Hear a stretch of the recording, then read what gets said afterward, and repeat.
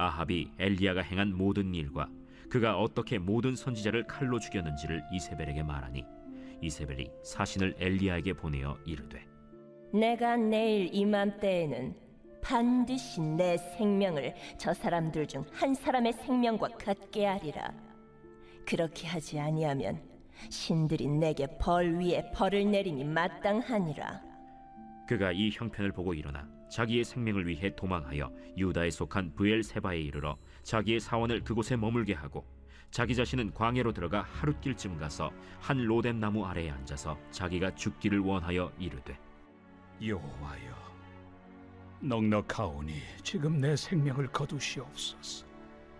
나는 내 조상들보다 낫지 못하니이다 하고 로뎀 나무 아래에 누워 자더니 천사가 그를 어루만지며 그에게 이르되 일어나서 먹으라. 본즉 머리맡에 숯불에 구운 떡과 한 병 물이 있더라. 이에 먹고 마시고 다시 누웠더니 여호와의 천사가 또 다시 와서 어루만지며 이르되 일어나 먹으라. 내가 갈 길을 다 가지 못할까 하노라. 이에 일어나 먹고 마시고 그 음식물의 힘을 의지하여 40주 40야를 가서 하나님의 산 호렙에 이르니라. 엘리야가 그곳 굴에 들어가 거기서 머물더니 여호와의 말씀이 그에게 임하여 이르시되 엘리야야, 네가 어찌하여 여기 있느냐? 내가 만군의 하나님 여호와께 열심히 유별하오니 이는 이스라엘 자손이 주의 언약을 버리고 주의 제단을 헐며 칼로 주의 선지자들을 죽였음이오며 오직 나만 남았거늘 그들이 내 생명을 찾아 빼앗으려 하나이다. 너는 나가서 여호와 앞에서 산에 서라.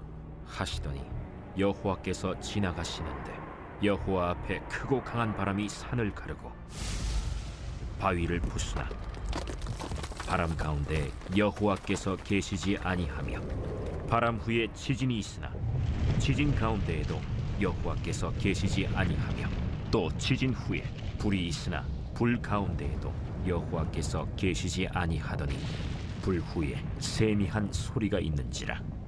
엘리야가 듣고 겉옷으로 얼굴을 가리고 나가 굴 어귀에 섬에 소리가 그에게 임하여 이르시되 엘리야야, 네가 어찌하여 여기 있느냐? 내가 만군의 하나님 여호와께 열심히 유별하오니 이는 이스라엘 자손이 주의 언약을 버리고 주의 제단을 헐며 칼로 주의 선지자들을 죽였음이오며 오직 나만 남았거늘 그들이 내 생명을 찾아 빼앗으려 하나이다.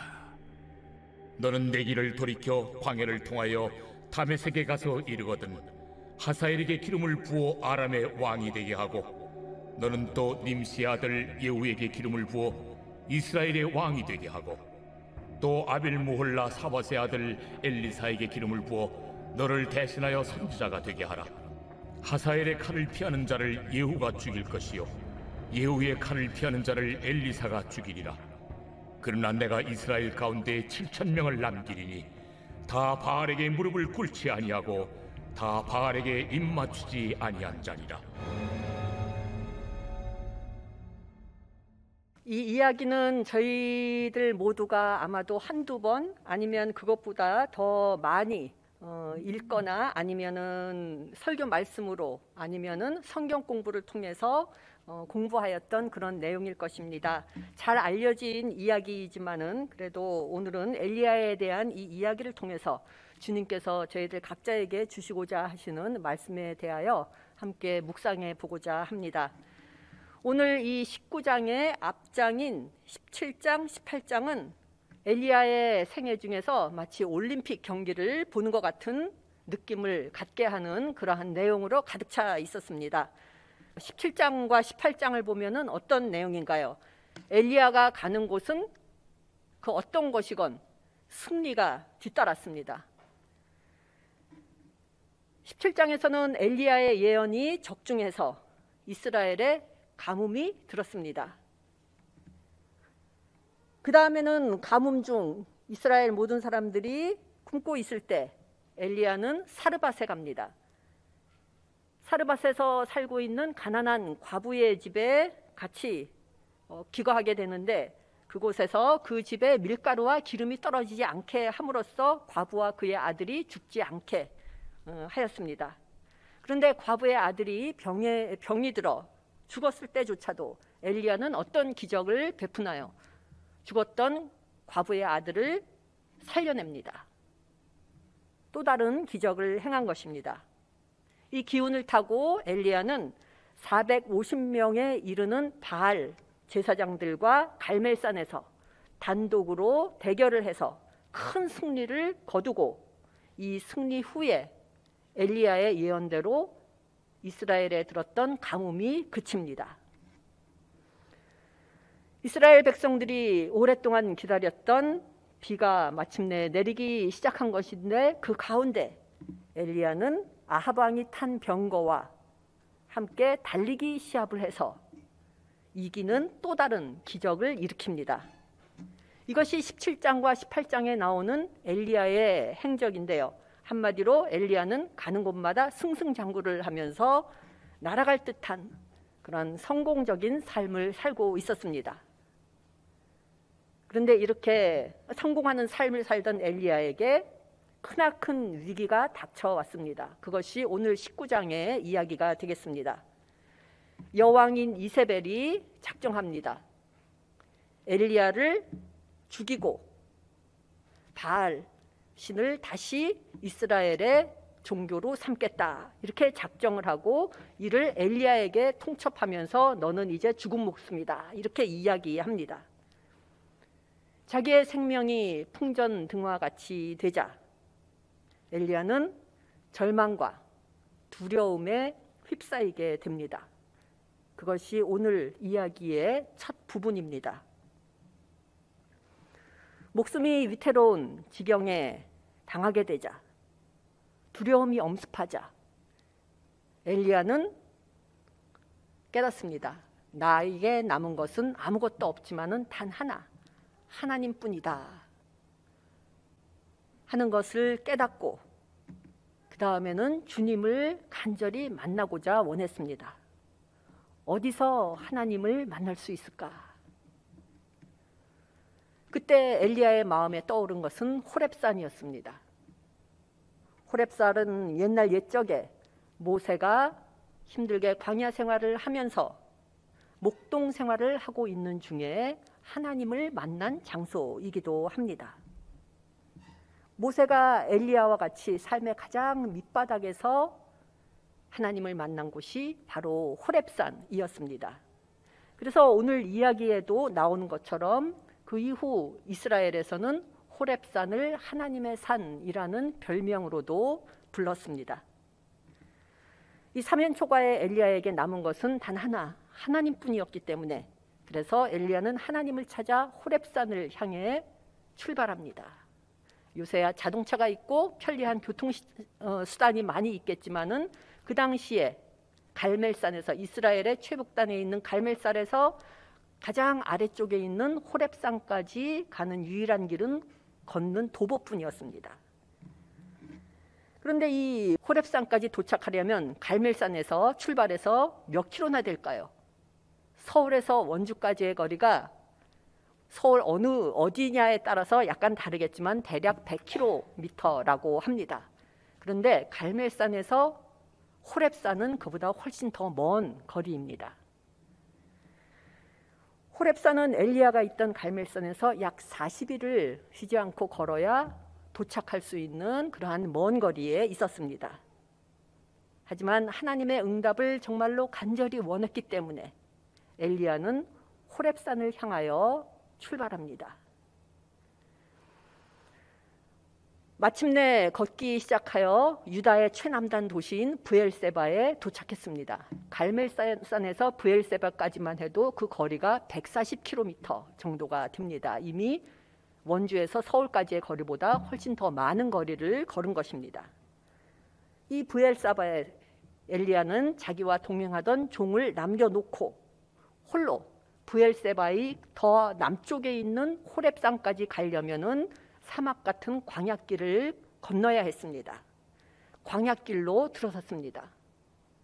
홀로 광야길로 들어서서 밤을 보내는데 더 이상 걸을 힘이 없어서 엘리야는 로뎀나무 아래에 쓰러져서 죽기를 원했습니다. 인생의 마지막이라고 생각하고 이제는 죽었구나, 죽은 목숨이구나 이렇게 생각하고 있던 엘리야에게 그 순간 주님의 천사가 나타나 엘리야에게 가장 필요한 것, 음식을 주면서 기운을 차리게 합니다. 마지막이라고 생각한 그 순간 희망의 빛 한 줄기가 비추인 것입니다. 오늘 성경 구절에서는 엘리야가 천사가 주는 음식을 먹고 기운을 차려서 호렙산까지 갔다 이렇게 되어 있지만은 제가 여기서 해석을 합니다. 음식도 중요하지만 엘리야로 하여금 더 기운을 차리게 했던 것은 그 물질적인 음식이 아니라 이렇게 삶의 밑바닥이 있는데 그 순간 주님께서 기적적으로 나에게 이 필요한 것을 채워주시는구나 하는 그 느낌, 그 믿음, 하나님께 대한 그 신뢰, 거기서 더 큰 희망을 보고 거기서 더 큰 힘을 얻고 그때로부터 브엘세바에서 호렙산이라는 또 다른 먼 길을 거둘 수 있는 희망과 용기와 힘을 얻지 않았나 생각이 됩니다. 그 힘으로 엘리야는 갈멜에서 호렙산까지 걸어서 마침내 호렙산에 도착합니다. 겨우겨우 호렙산에 도착한 엘리야는 동굴 속으로 들어가 그곳에서 머뭅니다. 이러한 엘리야에게 하나님께서 나타나셔서 말씀하십니다. 그 정도쯤 되면은 엘리야가 아마 상상을 했을 거예요. 아, 이렇게 어렵사리 하나님을 만났는데 하나님께서는 나에게 정말로 내 문제의 해결점을 알려주시는 정말 정답과도 같은 말씀을 해주실 것이다. 그래서 내 속이 후련해질 것이다. 이렇게 기대하고 있던 엘리야에게 주신 하나님의 말씀은 전혀 다른 내용의 것이었습니다. 엘리야가 그토록 듣기를 바라던 문제에 대한 해결의 대답의 말씀이 아니라 하나님께서 동굴 속에 숨어있는 엘리야에게 말씀하십니다. 너는 여기에서 무엇을 하고 있느냐? 그러자 엘리야가 대답합니다. 자기의 처지에 대해서 설명을 합니다. 사람들이 주의 선지자들을 모두 죽여서 이제는 저 혼자만 남았습니다. 그런데 그들이 홀로 남은 제 생명까지 빼앗으려고 위협하고 있습니다. 엘리야가 하나님으로부터 원하는 것이 무엇인지 이 말 속에 잘 나타납니다. 저는 지금 두려움 때문에 이 동굴 속에 숨어 지내고 있습니다. 엘리야의 대답을 다른 말로 하면은 이러한 내용이 될 것입니다. 두려움 때문에 이 동굴성에 지금 숨어 있으니 주님께서 저를 도우셔서 저를 두렵게 만드는 그 모든 것들을 제거해 주십시오. 이렇게 엘리야가 대답한 것입니다. 그런데 엘리야의 이 말에 하나님께서는 또다시 말씀을 하십니다. 이번에도 엘리야가 원하는 대로 말씀하지 않으십니다. 동굴에서 나와서 내 앞에 서라. 다른 말로 한다면 두려움의 동굴에서 나와서 내 앞에 서라. 이렇게 말씀하고 계신 것입니다. 저희들은 삶을 살아가면서 정말 간절하게 애타게 주님을 찾을 때가 있습니다. 엘리야와 같은 절박한 심정으로 하나님을 찾으며 주님으로부터 답을 구하고자 합니다. 그렇지만 그 절박한 상황에 있는 나에게 하나님의 음성은 들리지 않고 대신 불안한 생각, 두려운 생각만 들 뿐입니다. 아마도 그러한 경험을 모두 다 한두 번 아니면 그 이상 하셨을 것입니다. 그때 저희들은 생각합니다. 하나님께서 침묵하신다. 하나님께서 내 기도를 들어주지 않으신다. 이렇게 생각합니다. 정말 주님께서 침묵하시기 때문에 저희들은 불안하고 두려운 생각이 드는데 그것이 진짜 주님께서 침묵하시는 것일까요? 주님께서 아무 말씀도 하지 않으시는 것일까요? 아니면 주님께서 우리들로 하여금 그러한 마음의 상태가 수면 위로 떠오르게 하심으로써 주님께서 우리에게 말씀해 주고 계신 것은 아닐까요? 어떤 문제를 놓고 주님께 간절한 마음으로 간구하고 있는데 그때 떠오르는 생각이 두렵기만 한 생각이 든다면 주님께서 엘리야에게 하신 말씀처럼 두려움의 동굴에서 나오라고 말씀하고 계신 것은 아닐까요? 마태복음 5장에 보면은 팔복이 있습니다. 이 팔복 중에 6번째 복을 통해서도 주님께서는 저희들에게 같은 말씀을 하고 계십니다. 6번째 복입니다. 마음이 청결한 자는 복이 있나니 그들이 하나님을 볼 것이며. 하나님을 보고자 한다면, 하나님의 음성을 듣고자 한다면 먼저 두려움, 절망, 미움, 탐욕, 집착 등 주님의 것이 아닌 것들을 털어내어 마음을 깨끗게 하라고 말씀하고 계신 것입니다. 두려움의 동굴, 절망의 동굴, 미움의 동굴, 탐욕의 동굴, 집착의 동굴, 그러한 동굴에서 나와서 내 앞에 서라. 하나님께서 엘리야에게 하신 말씀과 동일한 맥락입니다. 하나님으로부터 응답을 받고 하나님께서 길을 보여주시기를 원하십니까? 저희 모두가 원하는 바입니다. 그러한 우리들에게 주님께서 오늘의 이야기를 통하여 말씀해 주십니다. 너의 그 동굴에서 나와서 내 앞에 서라. 좌절의 동굴에서 나와서 내 앞에 서라. 무력감의 동굴에서 나와서 내 앞에 서라. 근심의 동굴에서 나와서 내 앞에 서라. 분노의 동굴에서 나와서 내 앞에 서라. 두려움의 동굴에서 나와서 내 앞에 서라. 어떤 문제에 봉착했을 때 저희들은 어떻게 하나요?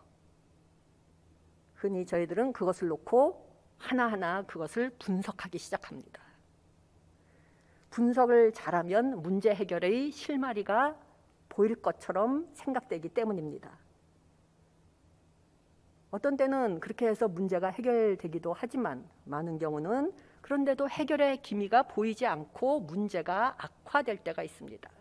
그래서 오갈 데 없는 상황에 다다르게 됩니다. 그때 저희들이 절망 속에서 하나님을 찾습니다. 주님의 음성을 듣고자 합니다. 그러한 우리들에게 오늘 이야기가 저희들에게 하나의 가르침을 줍니다. 분석을 하는 것이 아니라 전혀 다른 방법이 있다 하는 것을 말해주고 있습니다. 문제의 내용에만 집착해서 그 안에 갇혀 있지 말고 거기서 나와 마음을 사로잡고 있는 것들을 털어버리고 마음을 비울 때에야 비로소 하나님을 볼 수 있고 하나님의 길을 깨닫게 되고 하나님의 음성을 들을 수 있다고 저희들에게 말씀해주고 있는 것입니다. 이사야 55장 8절에서도 같은 것을 이야기하고 있습니다. 이사야 55장 8절에서 주님께서 이렇게 말씀하십니다. 내 생각은 너희의 생각과 다르며 내 길은 너희가 생각하는 길과 다르다. 주님의 뜻과 주님의 길을 분별하기 위해서는 먼저 모든 것을 내려놓고 마음을 비우고 갇혀있던 동굴에서 나와야 합니다. 하나님의 이 말씀을 듣고 동굴에서 나오라는 하나님의 말씀을 듣고 두려움의 동굴에 숨어 떨고 있던 엘리야는 마침내 동굴에서 나옵니다. 엘리야가 동굴에서 나오자 그에게 주님의 능력이 나타났습니다. 하지만 주님의 그 힘은 모든 것을 휩쓸어버리는 회오리 바람 속에 있지 않았습니다. 모든 것을 뒤집어 엎는 지진 속에도 있지 않았습니다. 모든 것을 태워버리는 불 속에도 있지 않았습니다. 우리들은 하나님께서 역사하실 때는 이러한 방법으로 역사하실 것이다, 이렇게 생각합니다. 하나님께서 이러한 방법으로 역사하심으로써 내가 처한 문제를 속 시원하게 해결해 주시기를 바랍니다. 마음이 갈급하고 주님의 도움이 간절히 필요할 때 우리는 극적이고 기적적인 형태로 주님께서 간섭해 주시고 그 모습을 우리에게 보여주시기를 원합니다. 하지만 주님께서는 주님의 능력과 힘을 가장 미약해 보이는 세미한 음성을 통해 보여주셨습니다. 미약하고 세미한 음성이었지만 그 음성은 엘리야의 초점을 완전히 뒤바꿔 놓는 커다란 그러한 힘을 가진 음성이었습니다. 세미한 음성으로 주님께서는 엘리야에게 두 번째로 똑같은 질문을 하십니다. 너는 여기에서 무엇을 하고 있느냐? 동굴에서 나온 엘리야가 첫 번째와 똑같은 대답을 합니다. 똑같은 문제에 대해서 말한 것입니다. 똑같은 내용으로 대답했지만 동굴에서 나왔을 때 그에 대한 하나님의 대답은 완전히 달랐습니다. 엘리야가 동굴에서 나왔을 때 하나님께서 동굴에서 나온 엘리야에게 말씀하십니다. 하사엘에게 기름을 부어라. 예후에게 기름을 부어라. 엘리사에게 기름을 부어라.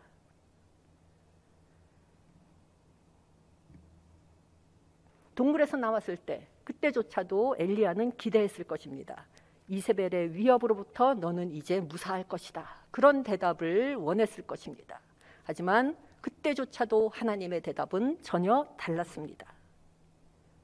엘리야의 생애 중 하나님의 도움받기를 가장 원할 때 그때 주신 하나님의 대답은 다른 사람에게 도움을 주라 였습니다.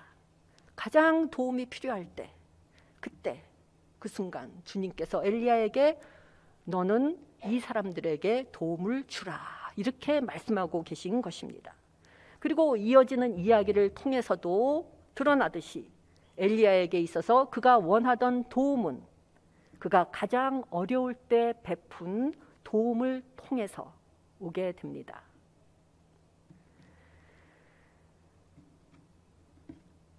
주님께서 말씀해 주지 않는다고 생각하십니까? 주님께서 말씀을 안 해주시는 것이 아니라 실은 마음을 가다듬고 조용히 주님의 말씀을 경청해야 되는데 그렇지 않기 때문에 주님의 말씀을 못 듣는 경우가 많을 것입니다. 이것은 저희들이 마음의 동료라는 동굴에 갇혀 있을 때 일어나는 현상입니다. 그런가 하면 주님께서 뚜렷하게 말씀을 해주셨습니다. 그렇지만 그 말씀하는 내용이, 대답하신 내용이 내 마음에 들지 않습니다. 받아들이기가 싫습니다. 그래서 귀를 막아버리면서 주님께서 말씀해 주지 않으셨다, 이렇게 생각하는 경우도 있습니다. 이때도 동굴에 갇혀 있는 것입니다. 거부의 동굴이라는 동굴에 갇혀 있을 때 일어나는 일입니다. 저희 모두는 주님을 만나기를 원합니다. 주님의 음성을 듣기를 원합니다. 문제에 대한 해답을 듣기를 원합니다. 그러한 저희 모두에게 주님께서 말씀하십니다. 너의 그 동굴에서 나와라. 하나님은 특별한 상황에 있는 그러한 사람을 위해 특별한 말씀을 준비해 두고 계십니다. 좌절하고 포기하려는 사람에게 주님께서는 주실 말씀이 있으십니다. 두려움 때문에 아무것도 못하고 있는 사람을 위해 주님께서는 말씀을 해주고자 하십니다. 우리를 둘러싼 세계가 무너져 버릴 듯이 그러한 상황에 우리가 빠져 있을 때에도 하나님은 그러한 우리를 위해 해주실 말씀이 있으십니다. 삶의 목적을 잃었을 때에도 주님께서는 우리에게 말씀해 주시고자 하십니다. 어느 곳을 바라보아야 할지 모를 때에도 하나님은 그러한 우리를 위해 말씀을 준비해 두고 계십니다. 우리가 해야 할 일은 동굴에서 나오는 일일 뿐입니다. 동굴에서 나왔을 때 그곳에서 우리는 하나님께서 바로 그 동굴 밖에서 서 계시는 것을 발견하게 되고 바로 그곳에서 하나님께서 주시는 음성을 깨닫게 되는 것입니다. 로뎀나무 아래에서 인생의 끝이라고 생각하며 쓰러져 있던 엘리야에게 주님께서 필요한 것을 주심으로 기운을 차리게 하신 것처럼 두려움의 동굴 안에서 숨어있던 엘리야에게 주님께서 동굴 밖으로 나오라는 말씀을 해주셨던 것처럼 인생의 끝이라고 생각되는 그때마다 우리가 귀를 기울이고 우리의 마음을 비울 때 그때마다 하나님의 일이 시작이 됩니다. 이를 기억하시면서 동굴에서 나와 저희 모두가 삶의 모든 영역에서 로뎀나무 아래에서와 같은 도움을 주시는 주님께 대한 믿음으로 세미한 음성으로 말씀해 주시는 주님의 음성을 듣는 가운데 저희 모두가 힘과 지혜를 얻는 그러한 삶을 살게 되기를 간절히 바랍니다. 기도 드리시겠습니다. 은혜로우신 주님, 분주한 저희들의 마음에 찾아오셔서 세미한 목소리로 위로와 평안을 주시고 갈 길을 밝히 보여주시는 주님의 은총에 감사드립니다.